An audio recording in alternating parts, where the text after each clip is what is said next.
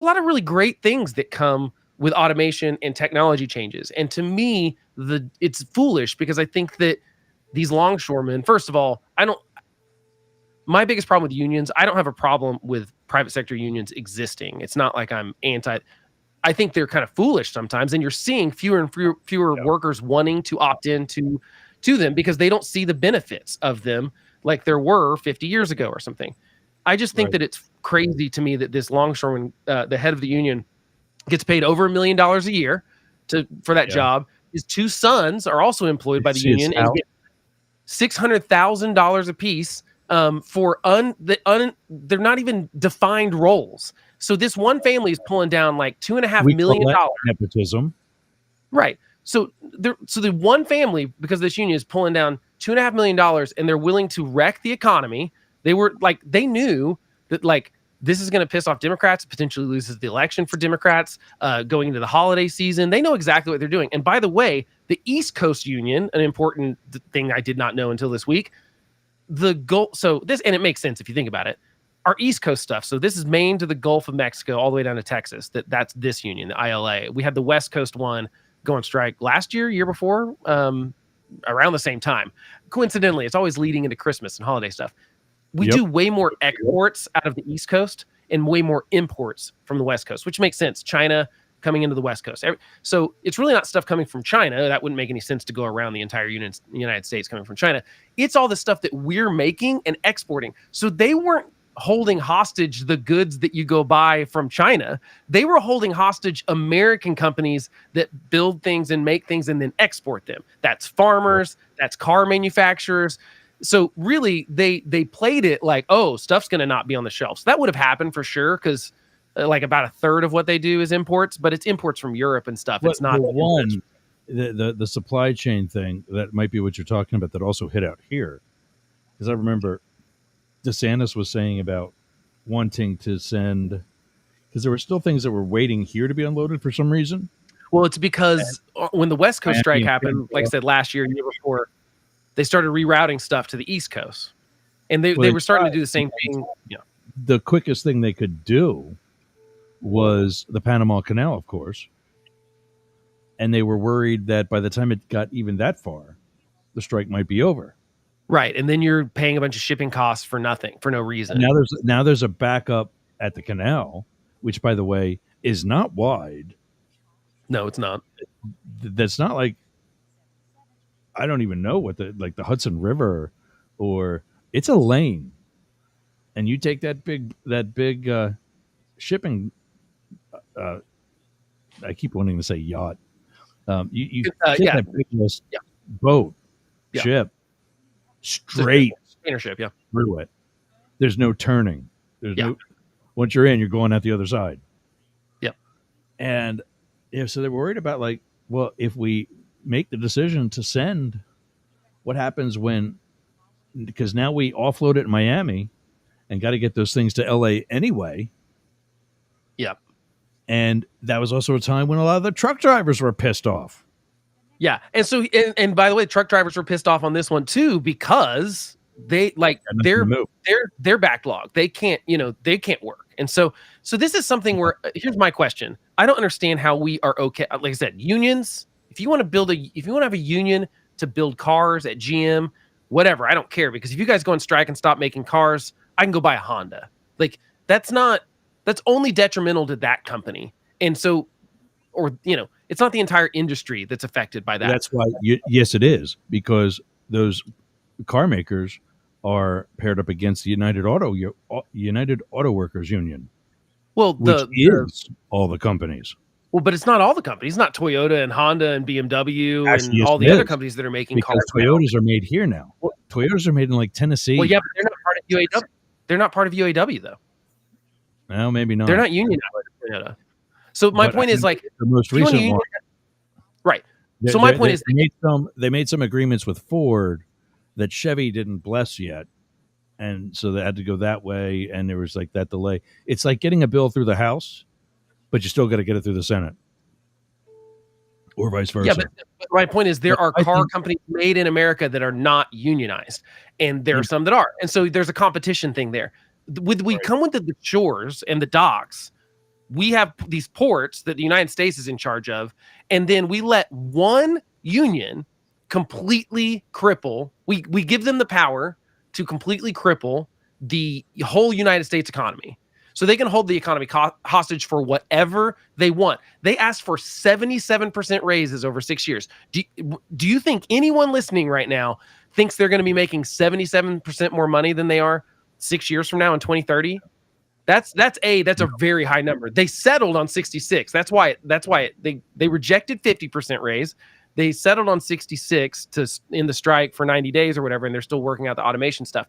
But to me, the raise part is the least offensive part. To me, the automation part's the offensive part. If we really want manufacturing to ramp up, which it seems like both Kamala Harris and Donald Trump won't stop talking about, we need to manufacturing jobs. First of all, manufacturing jobs are less paid than the average worker in America. So why are we so excited about jobs that don't pay better than the average in America? I think we should be trying to create higher paying jobs in America. So it's not that I'm anti-manufacturing. It's just that manufacturing has changed. And to not embrace technology and robotics and automation in any industry is foolish. And it's crazy to me that 45,000 workers can cripple and ruin a lot of small businesses, a lot of big businesses, get other people fired from their job. You're talking about millions of jobs that would potentially be lost if they really went through with it. And let's say this lasted several weeks instead. $5 billion a day in economic losses. And not to mention, on top of all that, if you want manufacturing to be better in America, we have to be able to ship that stuff quickly. The reason people put manufacturing in China is because their ports work really, really well. They're very efficient. They're mostly automated. They're biggest ones. And so if you have a company that manufactures something, you can get it from manufacturing to shipping to where it sells on a shelf way faster in China than you can in the United States. And we don't talk about that being a problem in the United States. Child labor and whatever else. And it is. Our ports are very, very well, but not at the ports. I'm talking about the ports specifically. At the ports specifically, it's automation. And because we're fighting the automation battle with these unions. The whole process is still faster and cheaper because of things like the child labor and the automation. But I wanted to. But yeah, but I don't think there's child labor at the docks necessarily. I've not seen any evidence of that in China. It's they're using robots and automation. The whole process. But you were saying what unions are doing to the country, and I'm pro-union because I worked for 21 years without a union, without anybody to stand up for me that had any real juice. And so I know what it's like to get screwed, both in your career, personally. You need somebody to defend you. But every time a contract is up, they just say, okay, well, the contract's up. It's time for more money. Yeah, but and that's not what a union is supposed to be doing. Right. And that's See, but my dad, who used to work at BF Goodrich, he used to make tires and unload rubber in the yards for BF Goodrich. He said the union cost him his job. That was back in the 80s. Yeah. But okay, if you think unions are better, but why? But give me the case for unions right now. Like, I'm not saying they've never been historically necessary, but give me the case for unions for stuff like dock workers and United Auto Workers. What's the book? When people are choosing to not join them now in right to work states. Hold on. I can be convinced that, for example, firefighters and police officers. Now, I do think there's been a lot of. Here's a tricky thing. I think public sector unions are morally corrupt, and here is why we have unions. Okay. You seeing that? Oh yeah, I gotta turn it back on. Oh yeah, there we go. Upton Sinclair wrote the Jungle. That was about the food industry and how processing. You worked 7-day weeks. Oh no! Look, you're 1905. I'm with you on 1905. I'm talking about today. I'm saying have they outlasted their use? And this is the point. This is the point I was making about my dad having lost his job in 1905 when you were fired because you were sick and you weren't able, not willing, able to come into work, when working around food while you're Right. sick, Not a kind of good a idea. bad idea. But Right. we got to keep moving. You're fired. We'll get Yeah, somebody else. I get it. 1905. Is what a union's supposed to do. Yeah, I get that. But like that we have all these other regulations that say you can't do that, period. Whether you're union, like in a union or not, you can't fire someone because they're sick. In any job, you would get sued for that. Right. And so my point is, we have all these we've got all these sort of worker protections built into law at the federal level. I just think unions have outlasted their use, and all they're really doing now is jacking up the cost of American goods. That's essentially what we're saying. We're saying we'd rather have slow ports, which, by the way, if we had faster ports, maybe we'd have more jobs filled in the manufacturing. So everything has trade-offs, is my point. And politicians pretend that there are not trade-offs, that everyone can win all the time. It's not true. If we give dock workers a 77% raise, or I guess we gave them a 66% raise, and guarantee their jobs can't be replaced by automation, computer, any of that kind of stuff, and so therefore our docks are still going to be really slow. We're still going to be really slow at importing and exporting. We're still going to have backlogs. The cost of everything that comes on and off of those ships is going to cost more. Everyone's passing that down to consumers, and we don't get the jobs from the manufacturers. Here's a perfect so that's the trade-off. Here's a perfect example of that. A couple of weeks ago, I was on a show. I was a guest on a show in Vegas. Show very much like this. Brian Shapiro at it's not W. It's out there. It's K something. It's K ship. That's it. It's a K or W, one of the two. Yep. No, it's because it's west of the Mississippi, so it's KSHP, 1400 AM. Plus, he's like us. He's got his social media stuff and all that. I was a guest on his show. One of the other guests was this no-name presidential candidate who was, like I said, no-name presidential candidate. Wants the minimum wage flat across the board to be $30 an hour. Like whether you're the janitor or whatever. Yeah, it doesn't matter the job. Yeah. And he's like, so you're telling me, and this was the example Brian used in his show, you're telling me some high school kid flipping burgers at McDonald's is, worthy of $30 an hour for just a burger that's really essentially already made. It's not like he's a sous chef that's using their own spices and physically weighing each burger for that to be the right amount of meat. This stuff's done at a factory somewhere else. They throw it on. It's timed. Yep. And we're done. Yeah, and when people don't think that that's going to raise the cost of that burger, they're crazy. Yeah. Our board operator pointed out, and I've used them. I love the kiosks in fast food restaurants because your order is much more accurate. Go figure. I actually hate them. He's talking about McDonald's getting kiosks, and they've had them. It just depends on the store, the restaurant that you're at. Because workers are wanting $25 an hour, they have to cut. If they honor that, they have to cut back on the number of employees. So a lot of the orders are going to be done through, as you were talking about, automation. And that's in California, they're just closing the restaurants. I mean, they did their $20 minimum wage, and essentially fast food restaurants are just closing. They're like, we can't pay employees $20 an hour and run this restaurant and make a profit unless we're charging $15 per combo meal.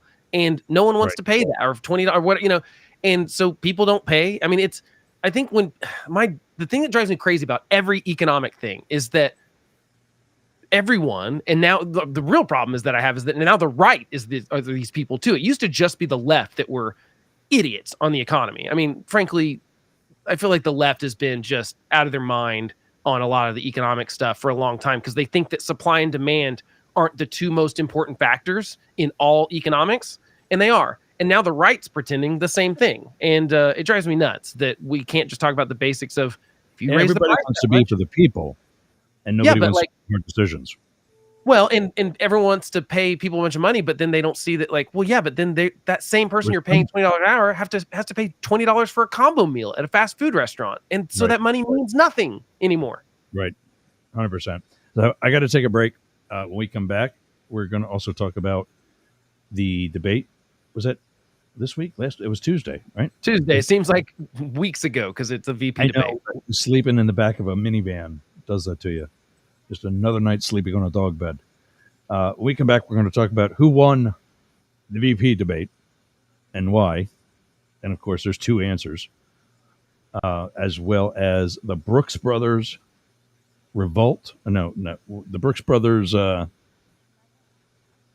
Riots. That's it. Not revolt. The Brooks Brothers riots. And of course, everybody's touring disaster areas. That's the thing to do. WTAN, WDCF, WDJY, Yerg's Radio, and the rest of the Mastiff Media Network. This is Up the Middle. We'll be back after this. Does your house smell nasty? Do you want to freshen it up a little bit? Go to aromabypeter.com. Check out all of Peter's candles. It's what we burn here in Studio Yerg's. I'm burning right now leather scented candle. That's right, leather scented. So go to aromabypeter.com/Yerg's and check out his candles today. I'm Jane Stahl, retired English teacher, and with my BFF, Susan Bebeck, we manage Studio B Fine Art Gallery in Boyertown, Pennsylvania. We showcase the art of hundreds of local artists, publish books of the poetry, prose, and art of local writers, offer classes, art parties, workshops, discussion groups, cater dinners. We've even hosted a wedding. And we're here to be the go-to place for friendship, learning, and fun in our community. Virtual tours of our exhibits are available right here on Yerg's Radio.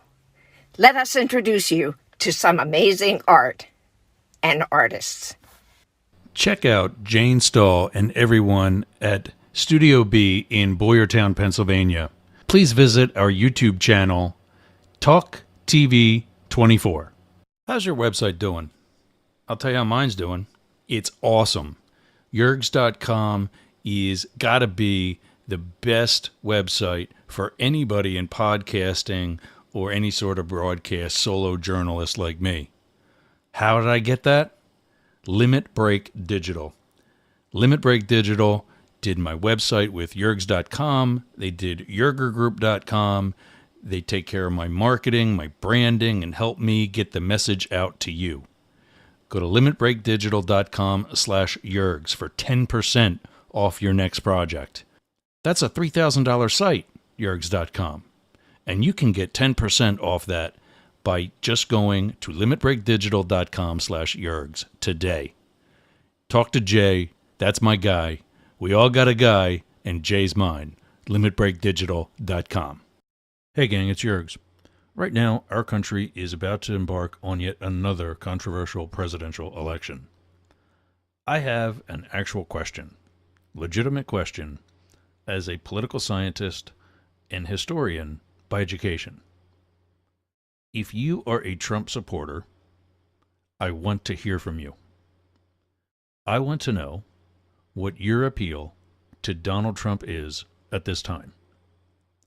Please email me news, N-E-W-Z, at yergs.com.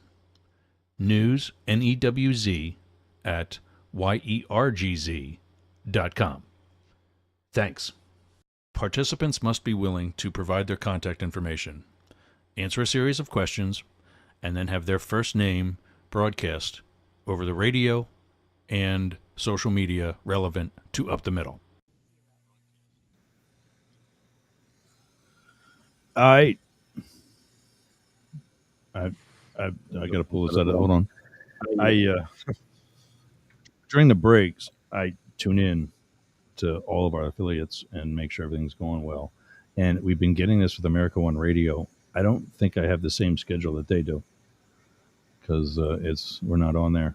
Whatever. They're lost. I mean, our we're listening. We're being heard by 26,000 plus people in Atlanta, and management at WTAN said, we should be able to get an easy 30 throughout the four stations that they've got right out of the bat. So we'll see. But yeah, so one other thing, I got to try to do this with some music in the background, which is better.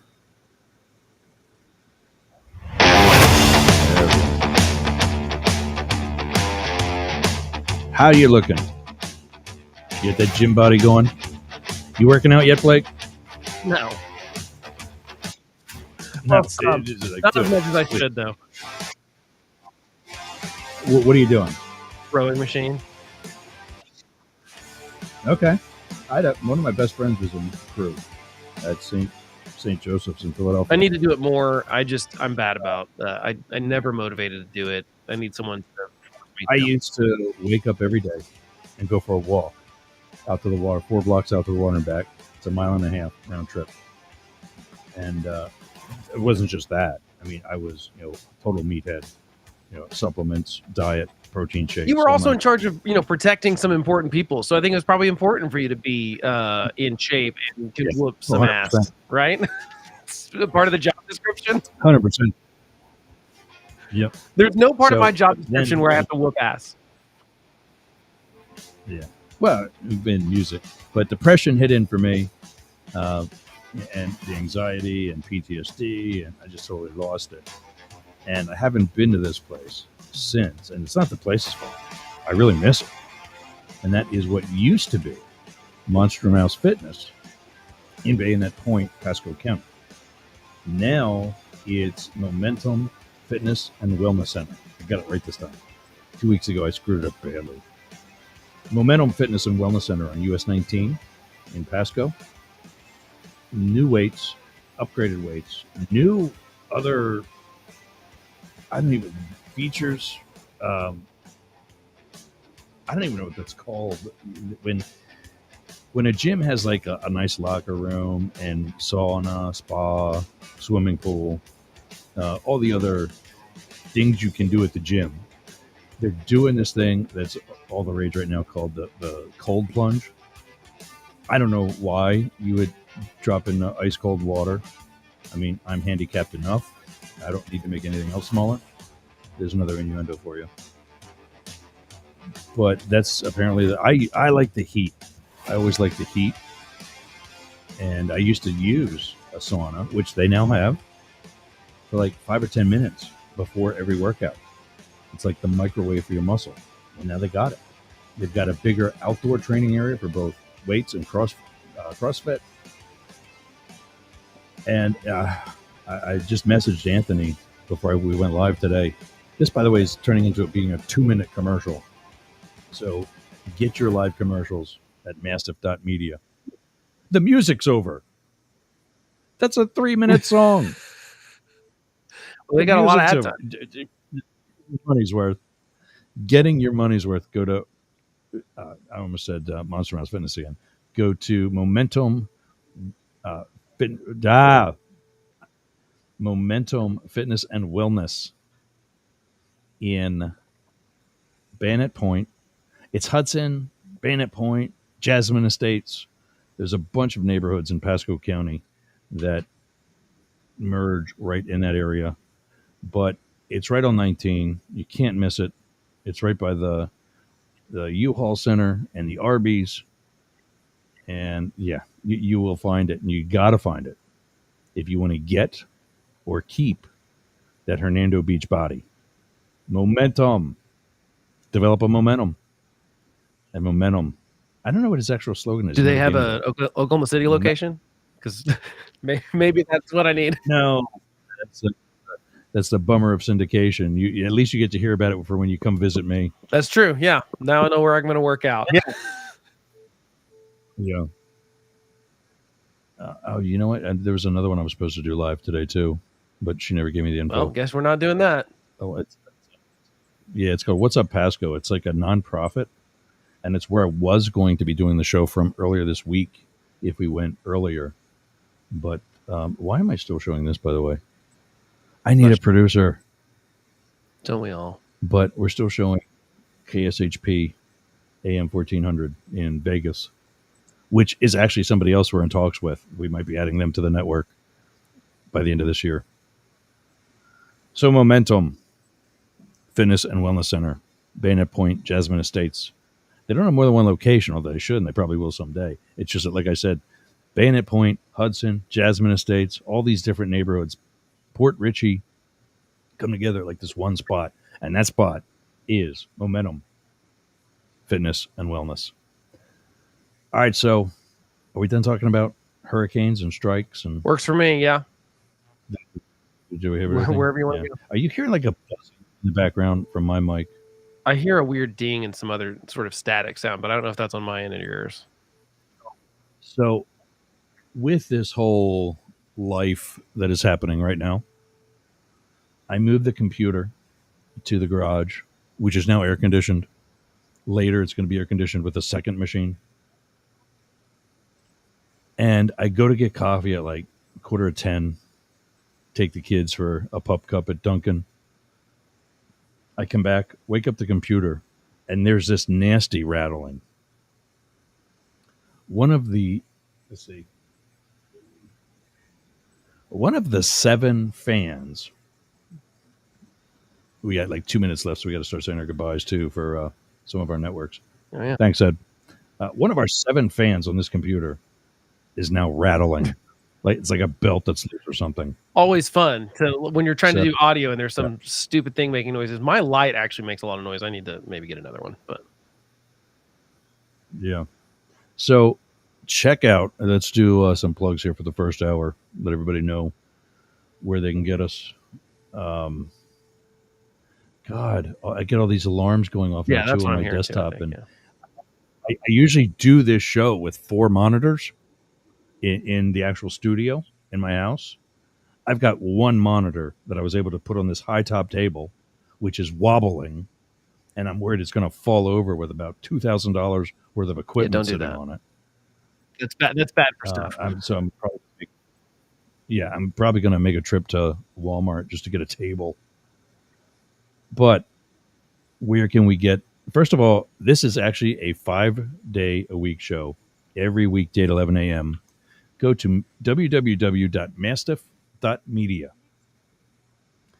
And you can get the show notes from everything that we've done.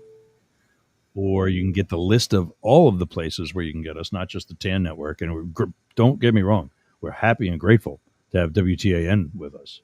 But we're more than just the Fridays here at WTAN. We're also going to be picking up right now with WWPR. You can switch over to that in the Bradenton. We're going to be losing Atlanta second, and just go to yergsradio.com. Blake at thehomelessconservative.com is his email. You can reach out to him, tell him what a knucklehead he is. And Matt, same thing there. It's covered at Matt at dailycryptonews.net and info@deemerforcongress.com. We'll see you guys next week here on WTAN and WDCF. We're going to continue the party at Yergz, YERGZ, radio.com. And we'll see you again there. See you in a couple of minutes, gang.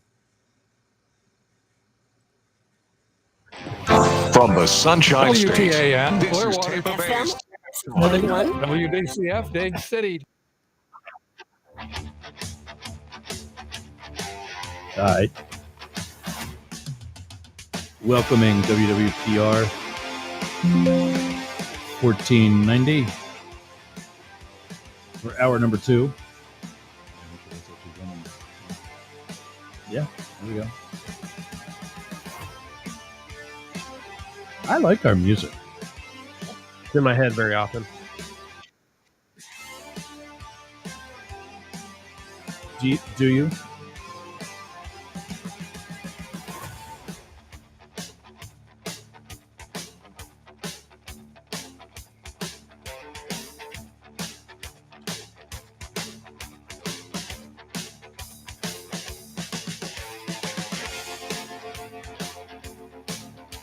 Are we on there? I'm listening to it.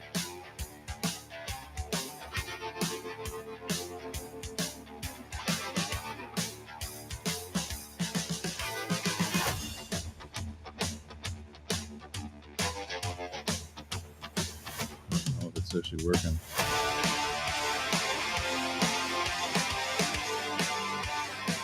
Oh, I think we are. We are. 1490 WWPR. Bradenton, Tampa Bay. You don't get to hear what I just heard. Some big James Earl Jones sounding guy. No, I did not. Are you ready for this? It's this big James Earl Jones sounding guy. Right at the top of the hour. Goes. I gotta see if I can mimic it here. I actually can build my bass up. Let me see if I can do that.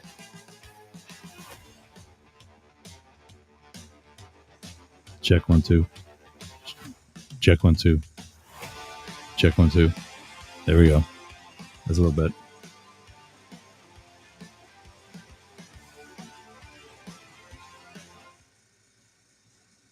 So this is what I hear. I hear that fan. Check. No, I hear are you the fan, hearing the yeah. fan? Oh, It's fine I though. gotta I get mean, him like to fix it'll that. work. People understand you're dealing with post-hurricane. It's kind of a miracle you're on Yeah. there anyway. I don't think anyone's going to judge the fan noise, or if you do, don't judge Jurgs on the fan noise. Come on, he like duct taped this thing Yeah. together Well, to get on the air today, because his house is underwater literally. for the last week. So like I told you, I got up my iPhone plugged in and I checked the different network stations that part of our network. And as we're bringing on 1490, I hear this James Earl Jones sounding guy.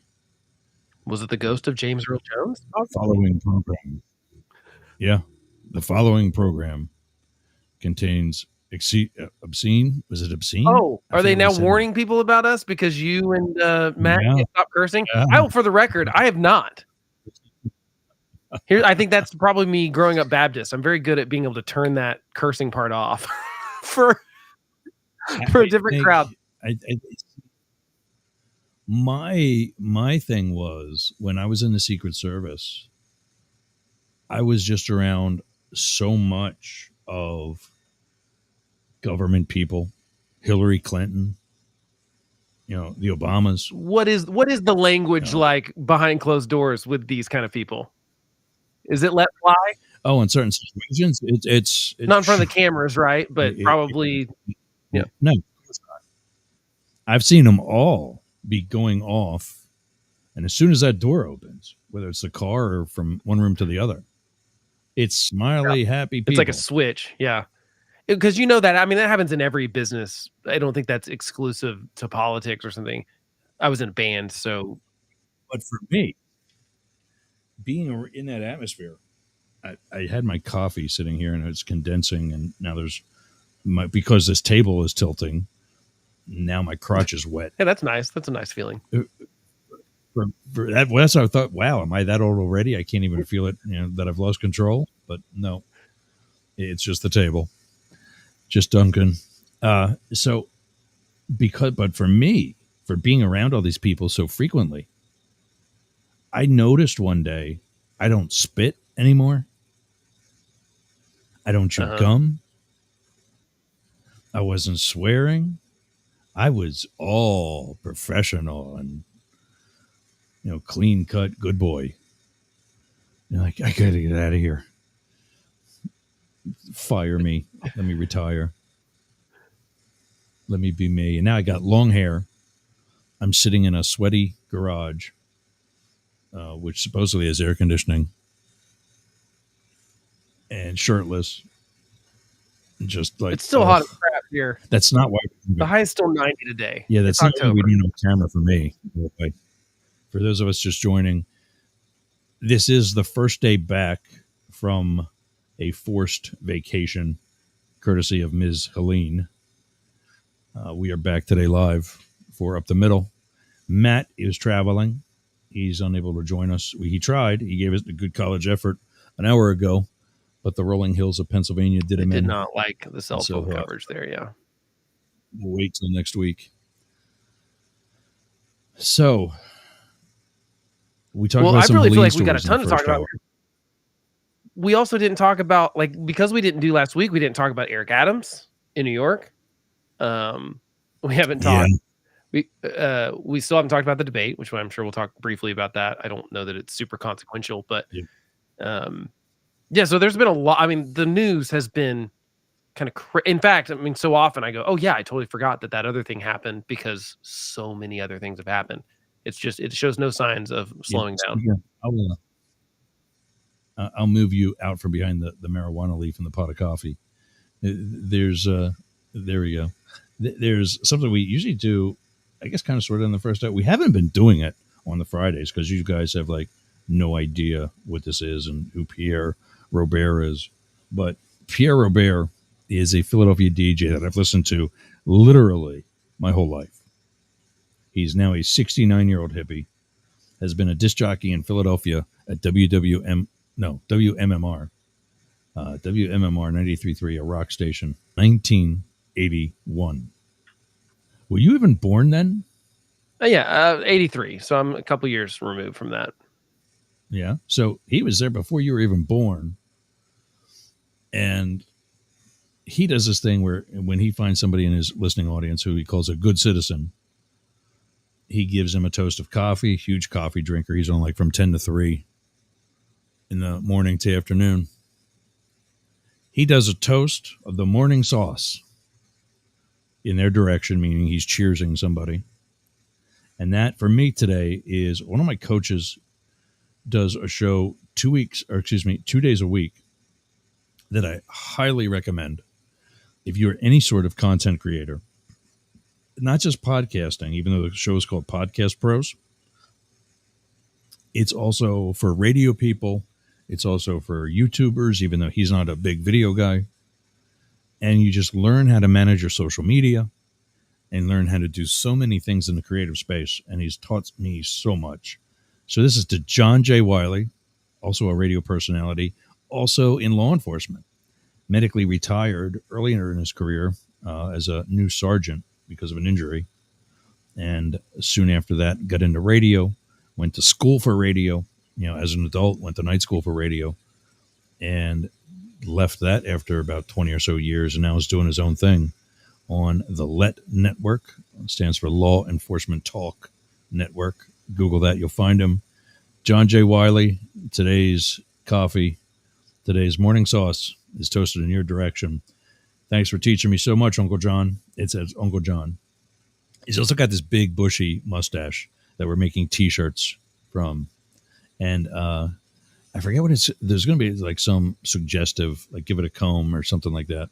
Some sort of like rub the belly kind of thing for the mustache. And it's just going to be this T-shirt with a handlebar mustache on it. It's going to be his logo or something close to it. So thanks, Uncle John. Toast of the morning sauce in your direction for Pierre's Pot for Friday, October 4th. So Eric Adams. Here's the thing about Trump. Eric Adams, Menendez, No, the Democrat in yeah, Jersey. no. Is it Menendez? Bob? Yeah, I think that's right. Bob Men something. I think it is Bob Menendez. Sure. What are you thinking? Menendez was indicted back in 17 or 18 for the same thing. It was 15, He I think. beats that. Now, Yeah. if your wife is making dinner and she steps out to go to the ladies' room or something real fast, and you step in and just take a small spoon of the mashed potatoes and taste it without telling anybody, or you get an extra treat, you reach your literally hand in the cookie jar, and you get away with it. Are you going to try that again when she comes back into the kitchen? Or are you going to say, you know what? She's going to bitch at me. Keep the peace. Wait till dinner. Have the cookie after as a snack. This guy gets indicted for corruption as a United States senator. and he And beats does it again. And then he goes back and says, well, you know what? Screw it. I must be good at this. Yeah. And then It- you mentioned Eric Adams.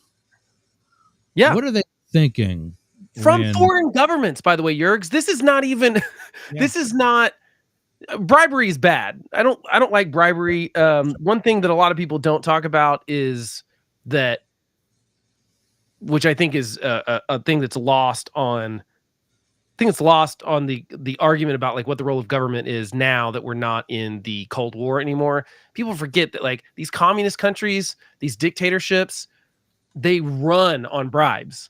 So it is less common here because we have accountability, we have judges and juries, we have all this kind of stuff. And it also basically those kind of other, Russia, for example, and North Korea and Iran to a degree. I think what you see is that there's an ineptitude that comes with the corruption because no one's ever willing to fess up that they mess up because they'll get killed in like Russia, for example, for doing so. So no one ever fesses up that they mess up, and they also just know that they've got this bottleneck where it's like you need me to grease the wheels, so give me money. It's not how it's supposed to work here. But and by the way, that's domestic mostly is what we're talking about, like domestic corruption. If you want to get a building built, you got to pay the right people and stuff. We're not supposed to have that here. And for the most part, all of these scandals that we're talking about where there's bribery involved, it's not some private company bribing some judge. It's a foreign government. It's Turkey with Eric Adams. It was Egypt with Bob Menendez. It's China with to some degrees. I'm not totally convinced that there's kind of some shady stuff even when you get past someone being in office. We've had some people that I think should be charged. I think Hunter Biden should have been charged with not being registered as a foreign agent. I think that there's clearly Jared Kushner. And Jared Kushner, could be close too. Oh, now the upside to Kushner is that most of this happened after Trump left office. So no, it didn't. Well, but I'm talking about the investments from the Saudis. Are you talking about something else? The investment from the Saudis. Well, I don't think that counts. He went overseas, documented because it was on government dime. It was a government trip where he but he didn't start that company until after he left. I don't think. I could be wrong about that. Well, no kidding. Well, I know, but my point, I agree. It doesn't look good, but it's not the same thing. It's not the same as needing to be registered as a foreign agent. I never, when I used the IntelliBand on my voice meter on my soundboard to make myself darker like James Earl Jones, I never changed it back. So now I'm like peaking and popping out and like, why am I sounding so bad? You sound fine to me. So, Jared Kushner made 3 trips while Trump was a lame duck, but still, why are you making trips while he's a lame duck if you can't get anything done anyway? Well, I've sent a lot of people to jail for less than that. It's connections. I mean, and then my point is this kind of stuff is happening with elected officials and generally foreign governments. And I think we should be much more concerned about this. I think we should be taking it even more seriously than we are. It's crazy to me that Eric Adams is like, nope, I'm going to stick it out. I'm not going to resign. Yeah. And here's, if you know what you're getting yourself into, maybe even a little bit, or even if you're at least savvy enough to say, you know what, my political enemies might run with this a little harder than what I wish. Like I've been teaching on Up the Middle as the podcast, and same here with the radio show. You no longer have to be able to spell Google to be able to use it. Right. While you were talking, here's what I found. Without even clicking. Oh, I do got to click actually to bring that up. Without even clicking on the actual link, I did legal definition of treason. The legal definition of treason in the United States is defined in Article 3, Section 3, Clause 1 of the Constitution. Levying war, adhering to the enemies of the United States, giving aid and comfort to the enemies of the United States. That's very broad. Yeah. And I think we, especially with our elected officials, testimony from 2 witnesses to the same overt act or confession in open court. Now, let's I think talk that about bar is a little higher now, isn't it? well, for somebody like Bob Menendez, who is a senator and who's got more gold bars stuffed away somewhere, And so sits on the that Foreign Relations Committee, right? I mean, yeah, that's hello, and so then Eric Adams is doing the same thing to basically grease the wheels for a Turkey embassy in New York, some building permits, kind of cutting some red tape. And that's the other thing. It's so stupid. It's like for an embassy, it's not even for. I don't know. To me, it just really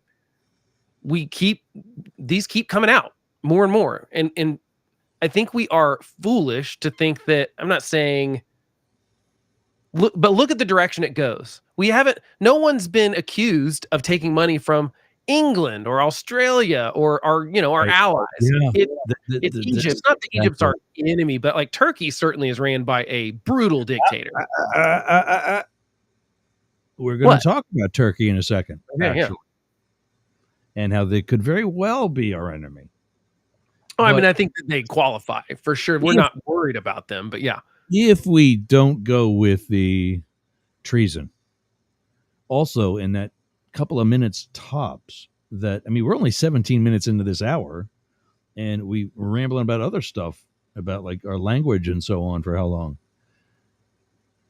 I also Googled, and I think that's what's on the screen now. I also Googled public corruption. The abuse of public officials' position or breach of public trust for personal gain. Gold bullion is personal gains. Hundreds of $1,000s worth of hotels and trips and stuff is personal gain. Yeah, exactly. Justice Thomas. Now, I do think some of that is a little trickier. The Supreme Court stuff is different. It is. Why? Because there was a direct quid pro quo with the Eric Adams stuff. It was, we will give you this stuff, you cut some red tape for us. There's no indication whatsoever that Thomas has done anything ever that affected any sort of outcome of any case. There's been no thread there that I've ever seen. The additional concurring opinion where he just flat out said that he doesn't think special prosecutors are constitutional, and the next week Eileen Cannon dropped the chart through the case out of court. No, but I don't think that. I think that is signaling what his. No, but I don't think that's correct. He didn't take any money from Eileen Cannon. That's ridiculous, and he didn't take any money from anyone that cares about that. I think he's right. I think special counsels are unconstitutional. Under what jurisdiction? We have 3 branches of government. Where do special prosecutors? And by the way, that's not what the Supreme Court said, and that's not what Eileen Cannon said either. She said Jack Smith specifically is not constitutionally allowed to bring this unless he is under the Justice Department, under the executive branch. So all they have to do is say that Jack Smith is officially part of the Justice Department. It's not a independent counsel, and I think it's then constitutional. The problem is the Justice Department doesn't want to do that, because then they have to show that Joe Biden is prosecuting his opponent, or was when they were in the same race together. So it's a clerical thing. Or Donald Trump won't investigate himself. Right. But I mean, exactly. Same situation there. But my problem is I actually do not disagree. I think when most people drill down to what Thomas was saying, they don't disagree with it, is that if we have 3 branches of government and everything is nothing to do with that decision. But it does. It didn't have to be in any part of that decision, especially when you don't usually have or ever have a second concurring opinion. We do all the time. We do all the time. We have yes, it happens very often. My point is there's nothing that's shady about what happened there. Like, I think Eileen Cannon is correct about that ruling. Jack Smith was not legally.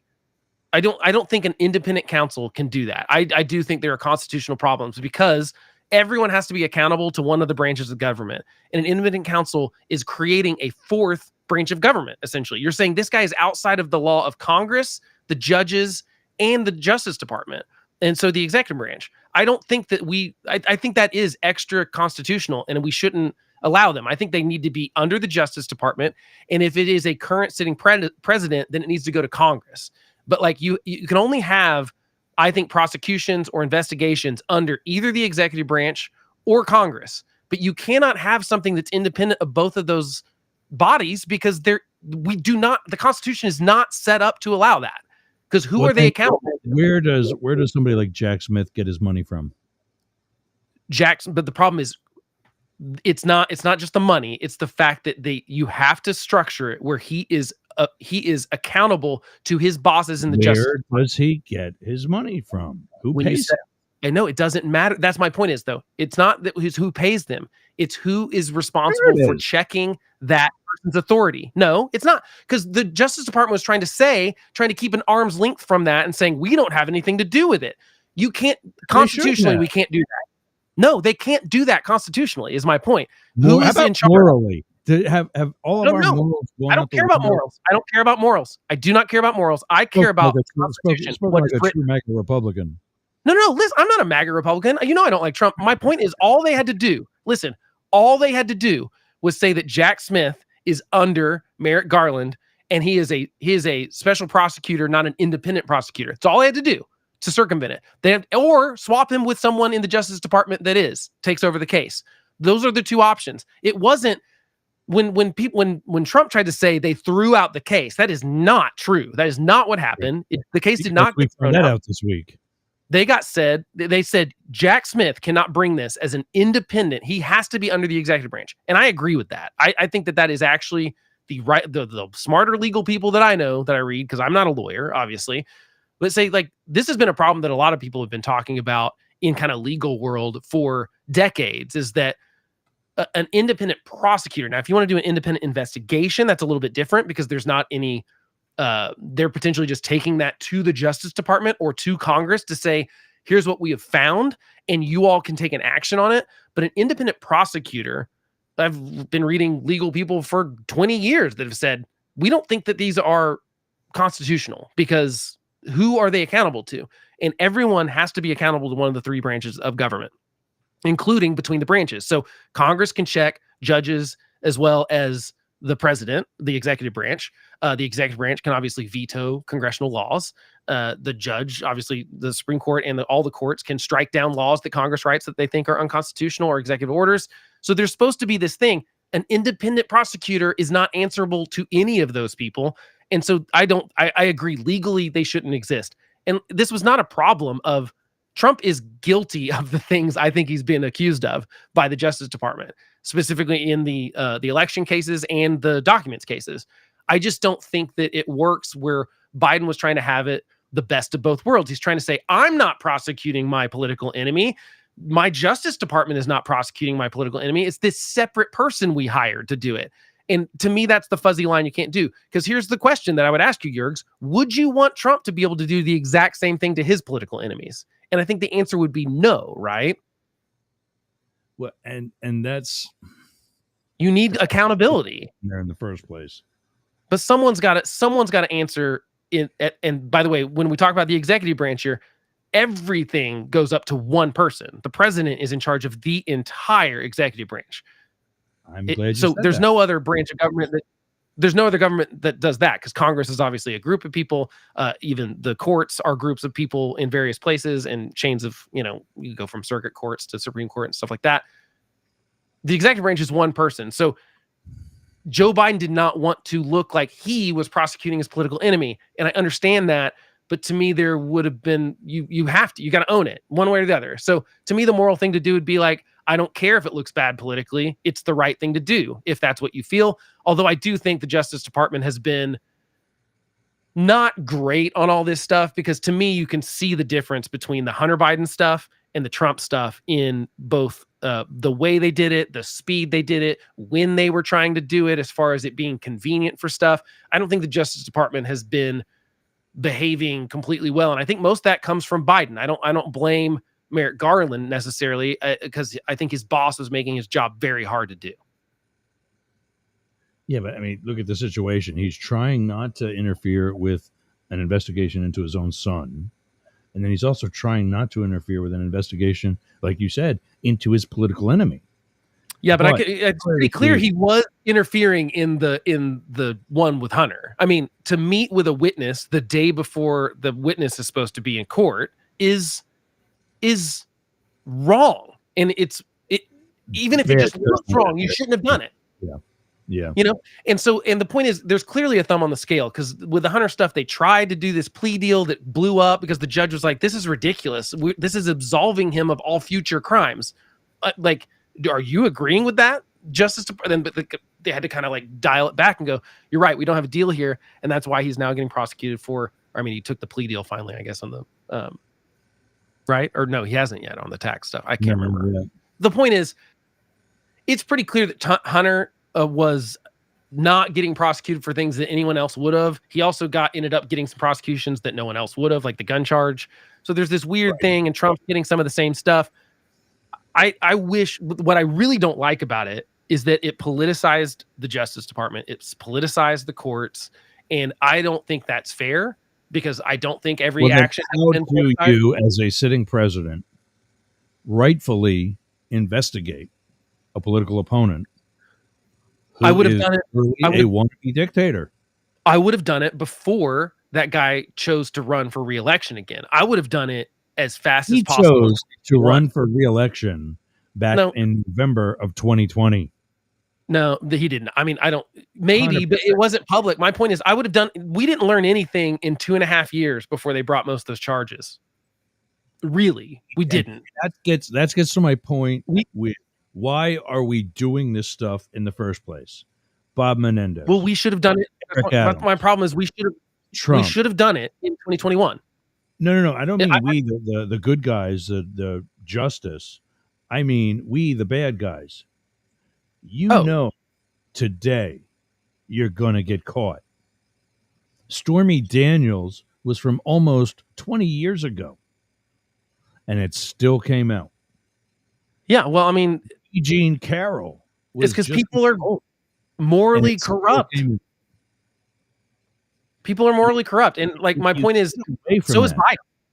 And so is Biden. And that's the problem, is that we don't care enough about the morals of our side anymore. No one wants to hold accountable their side for their bad behavior. And that's a problem. That we excuse the behavior on our side. We want the full extent of punishment for the other side, even if they're the exact same thing. And you're right. The truth is, there's a lot of parity here. There are Republican senators, there are Republican mayors, I'm sure, that would go down for a similar thing. This is not exclusive to Democrats, and I'm not pretending that Democrats are the only ones corrupt. I mean, they happen to be the ones that have made the news lately with some of these foreign stuff with Eric Adams and Bob Menendez specifically, but it's not always the case. And the problem is that I think everyone thought in 2021, Republicans, the senators, I mean, let's talk about the real thing here. It's like 12 Republicans in the Senate could have gotten rid of Donald Trump for us for forever if they just had the guts to do the right thing at the right time. They didn't. They didn't impeach and remove him. I think that's a grave mistake. They thought he would just disappear. They thought no one would have an appetite for Trump later. And I think the Biden administration felt the same way in 2021. I think they thought after January 6th, there's no way this guy's running again. Everyone thought that in February of 2021. Everyone thought there was no chance he was going to have a political career after that. But they also wouldn't speak out about how terrible what had happened was. And I think that's the problem, is that what we're now in a situation is that they waited almost 3 years to charge him with stuff. Coincidentally, I don't know if I buy in all of the lawfare stuff. It's just awfully weird that all the charges and all the timing of all the court stuff happened to be when Donald Trump was going to need to be on the campaign trail. It looks bad if nothing else. And my point is, I wish we had politicians that even thought about not just, is this illegal or is this wrong? Is it morally? What is the optics of this? I wish someone would sit for 1 second. Bringing charges against a criminal or doing it in the first place? Doing it coinciding with him announcing that he's going to run and trying to time up all the court cases where he'd be tied up in court. Because even between states and stuff, it almost seemed like there's coordination involved. It's like, well, in March, he's going to be at this court. And he's done illegal things. Because they want him there. And I've said this before here and elsewhere. The saying is, don't make a federal case about it. Don't make it a big deal if it's not. Well, a federal case is a big deal by definition. And when done right, most of them aren't done in 10 minutes. It takes a while to do that. You're And- telling me they could have sped it up for the most important, they're claiming is the most important case ever, for a former Absolutely president? not. Because I just don't believe there it. are so many arms to this. And I'm going to show you another one right here. I just don't. There's no information that we get, like everything in Jack Smith thing that got not announced, but released. All of it's like quotes from people that were there on January 6th and in the lead up to from the election on. I just don't buy that took 3 years to figure out, to do interviews with these people and figure out what was happening. They could have sped it along. I know how long it takes me to get interviews with 3 people, let alone 3,000. Okay, maybe, but it came out from 2016. But your exit looks political, and it's what one. I know, but it might. This is before he's even president. Well, I know, but it might be the reason he becomes president again, Jurg. So, like, all this stuff was literally was the opposite of kryptonite. It's the red sun for him. That's why he won the primary, at least partially. The second these indictments came out, especially the New York one, which was so bad and so egregious. I don't think it was bad. And if you're like the only person that doesn't think the New York one was a sham. No, I read liberals, I read Republicans, because talking heads like you and me tell them to think it's a sham. But it is a sham. He upgraded a bunch of misdemeanors outside of the.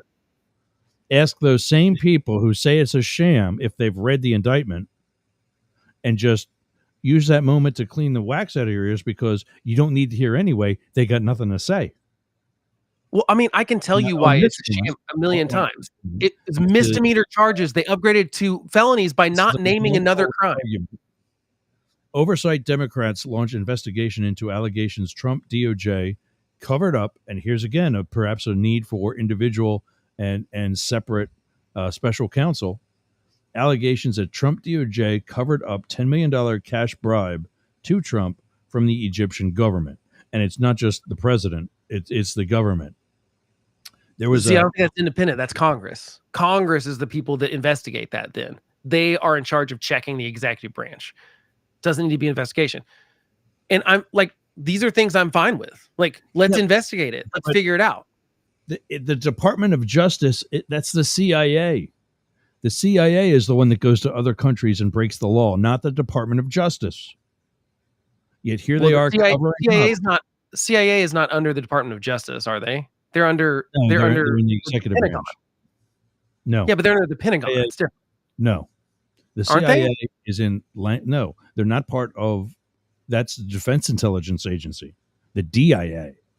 The CIA. This is why the the intelligence czar or the whatever the now new head of intelligence for the United States is a redundant position.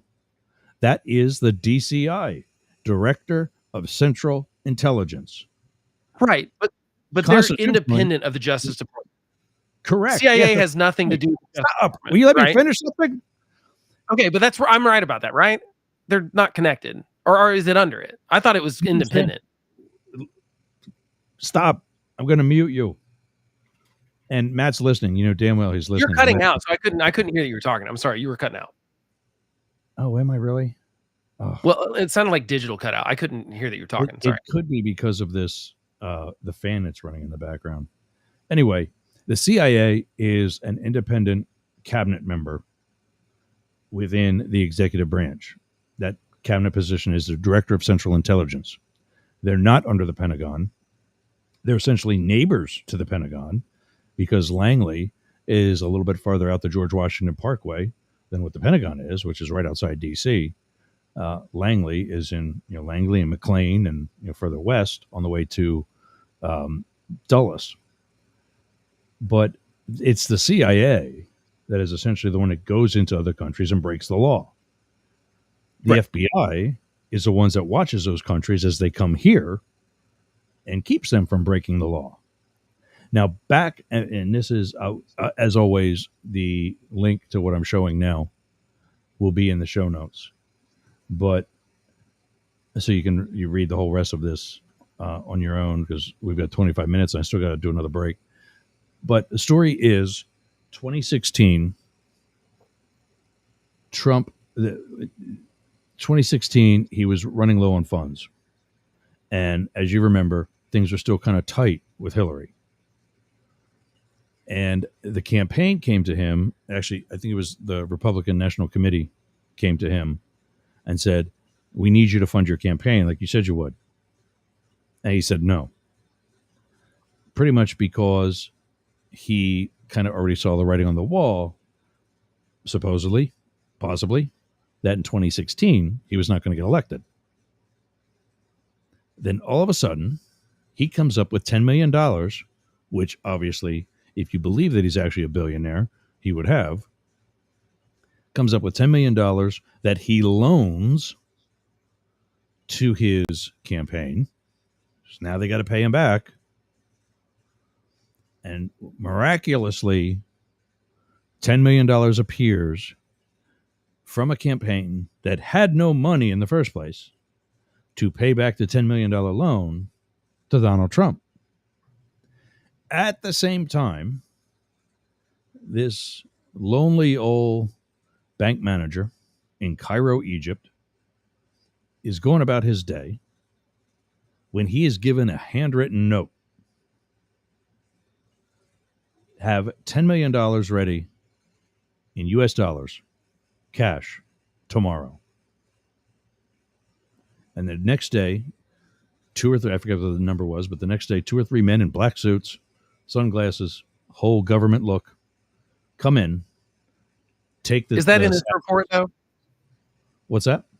Is that part in this report? I don't know if that's this one, but that's what I'm just saying. Like, what I get sometimes, I feel like we get a little bit down the rabbit hole of some like alleged things versus what was confirmed to happen. This is proven. This is documented. This is proven by the bank manager. This is proven by other aspects of the Egyptian government, the CIA. Is it in the congressional report? I didn't. I just found this one today. I'm just saying. I want to know. I'm actually curious because to me, until it's like confirmed by law enforcement in the United States. No, I mean I've seen some of this stuff, and I'm not saying it's beyond Trump to do. The FBI had this. The FBI under Obama had this. And when Barr comes in, and whoever the director was with him, it was squashed. And okay, but if they had 4 years to build their case, they didn't have those 4 years to build the case because Barr squashed it. That's what I'm telling you. I know, but like, why not pick it up immediately when it comes in? You don't think you can pick it up? Was that this stuff happened in this Egyptian bank, and not only does the $10 million disappear, as well as the agents that took it out into a waiting van and scurried off, but within the next day, the bank account, which still had a couple $100,000 in it, closes, gone, to include the couple $100,000 that the bank got to keep. They're like, we don't want anything anymore. Goodbye. Yeah, you can keep it. We already got our 10 million, which, to be fair, was theirs. It was it was proven to be Egyptian intelligence did a black op and sent that money somewhere. And I don't remember it because, again, I wasn't planning on talking about this today. But we can bring it back next week, or I'll just write about it because I got to actually start a blog now too. So my point is, why not have Congress should have been like, that's my point, is that like there's always a check. There should always be a check on every government agency. If the FBI can do their job, Congress is supposed to call them out. When this gets squashed by Trump's DOJ, Barr, who is in charge of Congress? Well, Republicans were for the first 2 years, but not after 2018. So Democrats could have picked it up in 2018. They at that point, they didn't know about it. Well, you said the Justice Department knew about it in 2015. You're telling me no one in the FBI could go to some interrupting me. I just don't buy that everyone. That's what I'm telling you, and that's the thing that you and Matt don't have. You don't see what I've lived. No, I I've totally seen agree with stuff that. like this get squashed. I know it gets squashed, but my The, point the, is the, that the Democrats knew that it was there in 2018. Yeah, but they also know that even with whatever wins they had, they don't have the power to go back into Trump's Justice Department and say, "Hey, we need to look at this." I know, but they have the power to impeach and remove him. They have that Not power, and they used it twice. So if you've got the evidence that he took $2 million from Egypt, impeach him for it. That's my point, is that I'm tired of the delay game That's because what we I should think have. is There's nothing, all of these crimes Trump did, he did before Joe Biden took office. Every one of them except the documents, technically. So we had the evidence. We didn't need to charge him in 2023. We should have charged him in 2021, yeah, 2022 at the latest. no, and that's Okay. just there's no way I can convince you of that. I know, but Other like my than point is, them doing it in 2023 got Trump the nomination, and will There's maybe win no him the way that I presidency. can convince you of that, other than using the same appeal that I hate to use all the time, and that's ethos and that's expertise. But federal cases just don't go that fast. There are so many, and that's another reason why there's such a high conviction rate within the federal system, is because not only everybody thinks, oh, well, a U.S. attorney gets to pick and choose his or her cases. That's not the case. There are big cases that are brought that have to be looked at and tried eventually, if that's the case. But when they do that, it's because they've taken their time and have done it right. There are things that I'll bet you're going to see a bunch of mob convictions overturned. Why? They didn't do their Because the guy who literally wrote the book on RICO is being tried for RICO. Rudy Giuliani. Yeah, but I mean that'll be and that. But you're right. That's like, it's part of the problem is that this is my point. You've got to be above board on all this stuff, and I just think that even if, let's say you're right, Jurgs, and let's say that it really took 3 years after Trump left office to be able to like bring charges on this stuff, the documents thing is ridiculous. That could have happened earlier. It could have. There's no reason it couldn't have happened earlier. That's the one where I go, there's no case to be made here.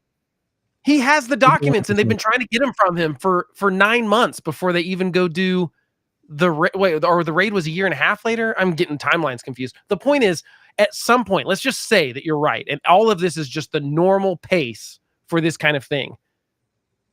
It looks political when your guy that you're trying to prosecute says he's running for president, and you go, here's a bunch of charges on you, and they're going to line up to Super Tuesday, your first court dates. It looks political. And the New York one, frankly, I just like the majority of people that I read or look or talk to, no one thinks that's a serious case. And it's the first one that went, and it made Trump bulletproof to say all these other cases are ridiculous too. And that's not the case. The federal ones are legit. So is the other state one. I think the Georgia one's fairly legit, but again, Trump has the best enemies because Fani Willis is going to screw up the Georgia one. That's probably never going to happen now because her stupid personal mistakes are going to make it look like, again, she was going, and at least maybe that's unfair, but it's at least it looks bad. And we're going to get a Trump presidency again, possibly. I mean, it's a 50-50 coin flip at this point. And I think this is directly correlated to that. The last time Matt and I were together, you had to go earlier in the show towards the end to go get your kid. Yep. It was right about now, about 1:15. And Matt and I sat and talked. Neither one of us really, and I've made a life of being impartial. And as a political scientist and historian, I don't have a PhD, doctor, or anything by my name. That's my background. I went to school for 2 years, sure. I'm not judging you. Yeah, that's my background. That's my education. That's my expertise. Yeah, I've made a life of being open-minded, impartial, doing my homework. I practice what I preach. I voted for W twice.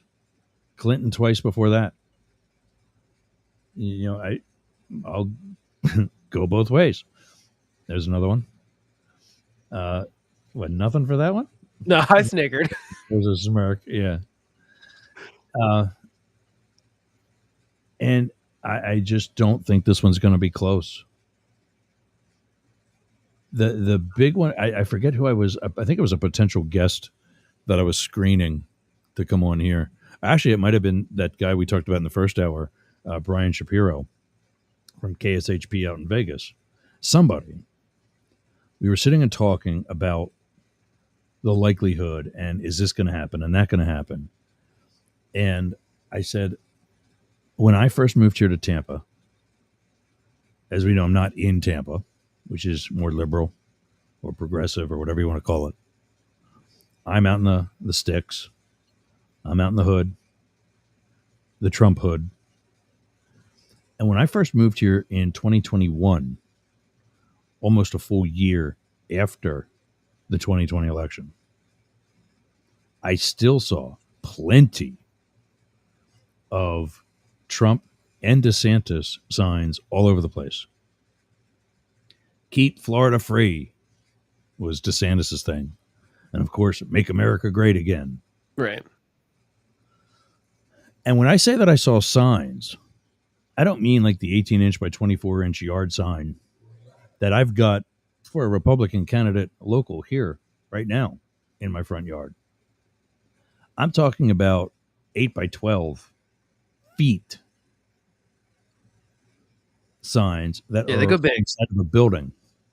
They think it counts towards more voting. They think that if they put a bigger sign, their support matters more than someone that doesn't have a sign.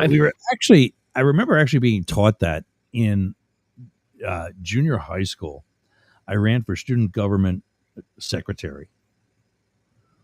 And my nickname growing up as a kid was Rusty. And my campaign slogan was, Rusty will keep the files from getting dusty. And the teacher that led the student council and oversaw the election commissioner of sorts said the more posters you get throughout the hallway, the more likely you are to win. And so I had stuff all over the place over like men's, and they created rules because of me, because I was smart enough to put these posters where you're going to look, like over boys or girls signs on the doors to the locker rooms and the bathrooms or wherever.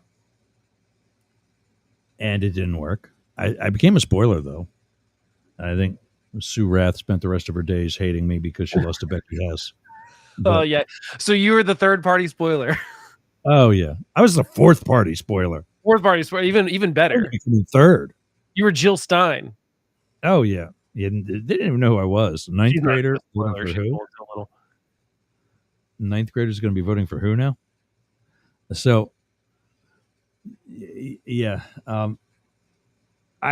In 2020, I saw signs like that all over the place. And a year later, they were still being painted and touched up.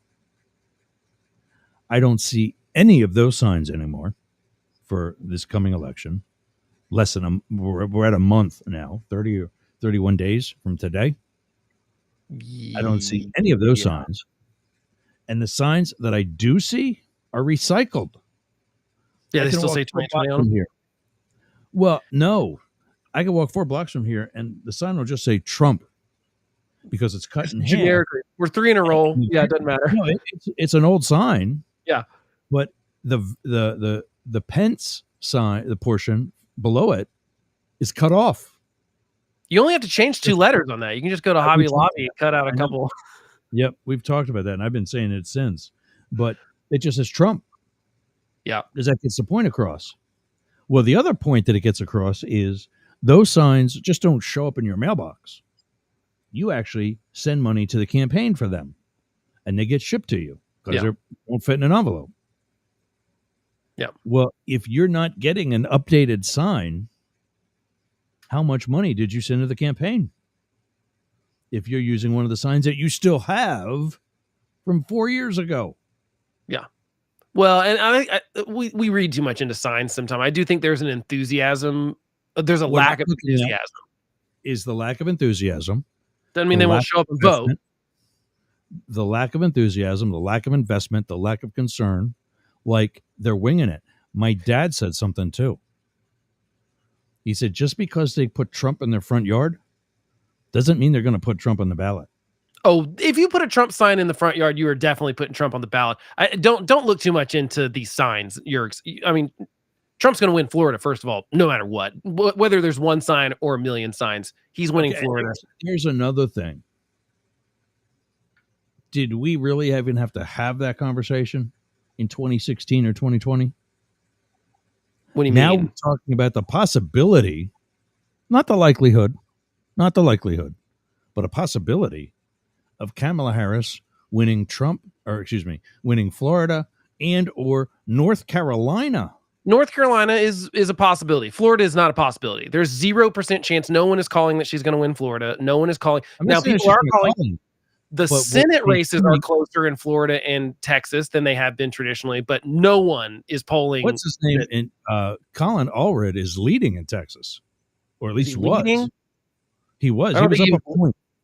I didn't see that. He was up a point about 2 weeks ago, and of course with Helene, I lost track of all that.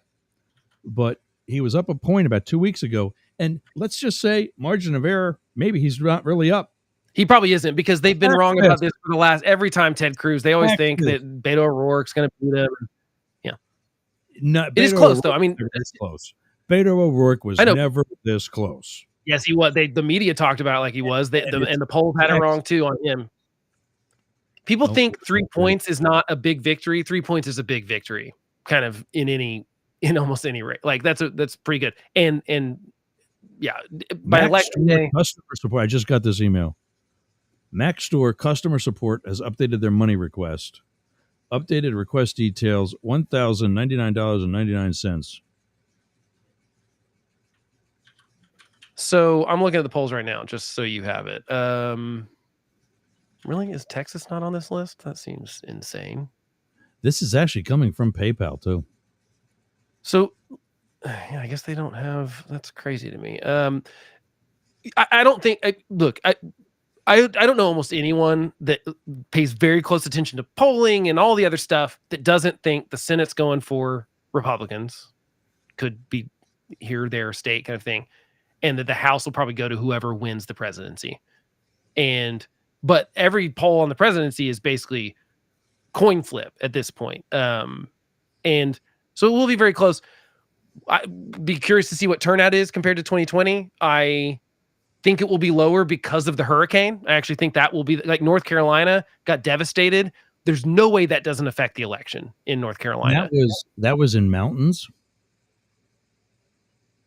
Well, obviously it's a very one guy saying about how he had personal helicopters that were used to get some of these people out, but it was just him and a buddy in a personal helicopter.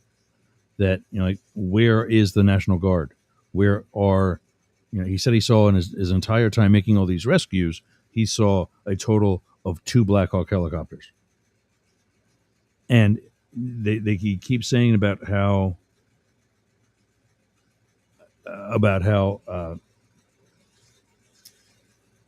the news and the government is showing all these people with chainsaws and pickup trucks trying to work their way in to get these people. He says, it's 10 miles of down trees. You're not going to get there anytime soon. And he's lifting 80-year-old women out of their house. Yeah, and voting is going on right now in North Carolina, by the way. Like, you can do early voting right now, and you can do maybe mail-in right now and stuff. They've already sent maybe you can't do it in person, but you at least mail-in stuff is out. North Carolina, is going to be affected by this. Like, the vote totals in North Carolina are absolutely going to be affected, and some of the other states. Now, North Carolina is really the only one where there's a it's actually it's a coin toss right now. Georgia, I don't think Georgia will be as affected as much. I think Trump's got a little bit more of a spread than before in Georgia. Real Clear Politics has Cruz up by 5 points on Allred, so it's not that close right now. I will be very surprised if Allred. Now, I know that they're a little worried about it. They're at least having to pump money into that they shouldn't have to in Texas. I don't But know. Maybe if Cruz did something, he'd have less of a problem. I don't like Cruz at all. I think like if he lost, it'd be his own dang fault. I'm just saying, like calling balls and strikes, I don't think he will lose in Texas this time, just like he did in the last 2 times that people thought they could beat. Because the polls say that he's gonna win, and I just don't believe that. Why? You mean like why? Win? Because will he win, or will there be some backdoor thing that helps him? I think that's ridiculous, Yergs, that you like jump to the conclusion that the only reason someone wins is corruption. That's no different than Donald Trump saying he didn't win the election in 2020. No, you're forgetting I worked in Texas, and I'm not talking about trips in the Secret Service. I'm talking about a full year in minor league baseball. I see how these people think. Well, so you're saying the voters will pick Cruz, and that's corrupt somehow? Or no, what are you saying? Trump, like he's stealing it? When I said back end, I don't mean the voters. I mean, so what do you mean? What are you accusing Ted Cruz of, or what are you accusing Texas election Ted Cruz of anything? Okay, so well, who are you accusing of something right now? Because it sounds like you're accusing someone of being corrupt and stealing an election. Yes, which I don't like, and without proof. You got to look. That's no different than what Donald Trump does, and what I hammer him about. The fact that JD Vance couldn't answer that question on Tuesday night, that's what the whole debate boils down to, is that he can't say that Joe Biden won that election fairly in 2020. He still can't say it. No Republican can, because Trump's got him by the balls. It's ridiculous. It's also ridiculous when Democrats do it. It's ridiculous when independents do it too, without evidence. I got up this morning at 4:00. Everything was going crazy here, as you already know. And 2 hours later, I turned on the AM show that I am definitely applying for, because this guy sucks. But he gets up there saying about how the election controversy and the discrepancies in the 2020 election. Dude, pull your head out of your rear end. See how I didn't swear there? I didn't say the A word. Well, that's allowed on radio, isn't it? That one's allowed. If I call somebody an ass because they're a donkey, you can't say whole. I think is the problem. Yeah, you can't say that, but you can't say ass. I think. But my point is, you got to bring the receipts for that. You cannot accuse an election of being stolen without bringing the receipts. You got to be able to prove it. That's my point. JD Vance can say that legitimate, documented immigrants that are working in Springfield, Ohio, his own state, are undocumented illegal aliens. No, of course not. And I'm not. Did I give him a pass on that ever? No, I've not. I've hammered JD Vance for all that stuff too. But election stuff specifically. I'm going to do more watching your show, by the way. But I mean, election stuff specifically is this is happening on both sides. Donald Trump took it to a level that no one has before, and so he should be held accountable to that. And I think, and I'm going to do that with him. But I'm not going to let anyone, Democrat, Republican, Independent, claim an election was stolen without evidence. I will hammer you on that. I'm not saying it was stolen yet. I'm just asking what you think is going to get Ted Cruz reelected. I think it's because Texas is a red state, and they'd rather have a Republican in the Senate than a Democrat. I think that's what it boils down to. Most people don't even like him. The point that it's this close in Texas, Georgia, Florida, North Carolina should be saying something. I think in Texas, it's saying that Ted Cruz is very much not popular. I think a more popular Republican would be winning it hands down. It wouldn't have any 100%. Chance of Democrat. Same thing. But he's not as liked. With Marco Rubio, who I don't think is the best either, but he's more popular than Rick Scott. Yeah. We're going to lose our... and I got to go too. But 90. Yeah. And I have a dog that just threw up and is about to again. So I got to get him outside. Good luck with that. Great discussion. We'll see you all again. I'll see you all again on Monday, but we'll see Matt and Blake here again next Friday, 11 a.m. Eastern every day, Monday through Friday on the Mastiff Media Network. Go to www.mastiff.media to find out exactly where we're at. Blake, I'll see you again, man. Great show. Good talking to you as always. And, good talking to you. I'm glad you're back in the house. I'm sorry about your mess. You got to clean up, but I'm glad you're okay. Yeah, and I got to do that too. I got to start cleaning out other places here that he did jump, did he? Yeah. All right, gang. Hopefully Monday I'll have a camera hooked up as well. I'm going to go take care of my dog, who clearly is not feeling well. Hope you're feeling better than he is. Stay safe. Stay alert. Do your homework. We'll see you again. You've been Up the Middle. Wake up! God damn it!